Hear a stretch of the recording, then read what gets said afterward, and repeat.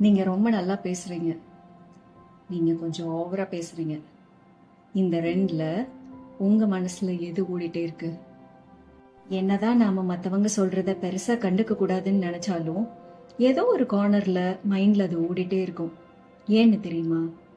Psychologically நல்ல விஷயங்களை விட மோசமான அனுபவங்கள், விமர்சனங்கள், ஆபத்துகளுக்கு மனித மூளை முன்னுரிமை அளிக்குமா?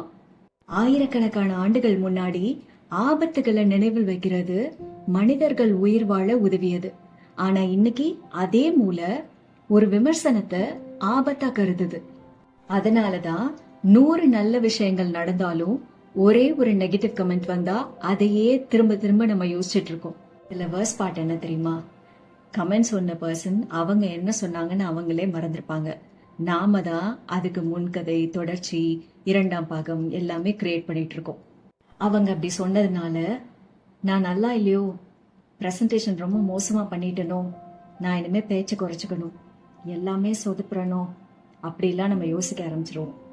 ஆனா ஒரு விமர்சனம் உங்களுடைய மதிப்பை தீர்மானிக்காது. அது அதிகபட்சம் ஒருவரின் கருத்து மட்டும்தான். அப்போ விமர்சனங்கள் எல்லாத்தையும் புறக்கணிக்கணுமா அப்படின்னா அப்படி இல்லை. வர்ற விமர்சனங்கள்ல இருந்து பாடம் கற்றுக்கொள்ளுங்க. அதுல அப்படியே மூழ்கி போய் உங்களுக்கு வந்த பாராட்டுகளை மறந்துடாதீங்க. அடுத்த முறை ஒரு நெகட்டிவ் கமெண்ட் மனசுல சுத்திட்டே இருக்கும் போது அப்படியே ஸ்டாப் பண்ணி உங்களே இந்த குவெஸ்டின் கேட்டுக்கோங்க. இதே விஷயத்துக்கு வேற யாராவது பாராட்டியிருக்காங்களா? பெரும்பாலும் இதுக்கான பதில் ஆமான்னு தான் இருக்கும். ஒரு விமர்சனம், ஒரு கருத்து மட்டும்தான். அது உங்களுடைய அடையாளம் அல்ல. மேபி ஒரே ஒரு விஷயம் மட்டும்தான் நீங்க இம்ப்ரூவ் பண்ண வேண்டியதா இருக்கும். அது உங்களுக்கு ஒரு திறனுமே இல்லைன்னு நம்ப தூண்டுறத அனுமதிக்காதீங்க. ஒண்ணு ஞாபகம் வச்சுக்கோங்க, மத்தவங்களுக்கு ஃபீட்பேக் கொடுக்கும்போது அவங்க செய்யற தப்புகள் மட்டுமே சுட்டி காட்டாம அவங்க செய்யற நல்ல விஷயத்தையும் ஹைலைட் பண்ணி காட்டுங்க. ஏன்னா திருத்துறது முக்கியம்தான், ஆனா அவங்களோட நம்பிக்கையை உடைக்காம திருத்துறது அதை விட முக்கியம்.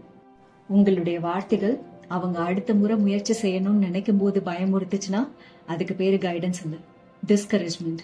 பார்த்து பேசுங்க. Speak beyond words. Copy DM.